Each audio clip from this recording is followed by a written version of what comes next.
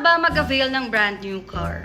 So we have 3 transactions po na po pwede. First is the cash, second is the bank PO or bank purchase order, and lastly is the in-house financing.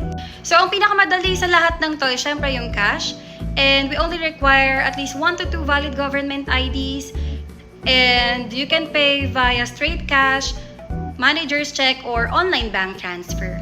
So for the bank purchase order, ito yung ikaw mismo yung mag-a-apply and pupunta directly doon sa preferred mong banks or kung saan ka depositor. Kapag in-house financing naman, ito yung dadirect ka mismo sa dealer or sa agent. And then ito yung mga all-in promo na mas mababa ang down payment.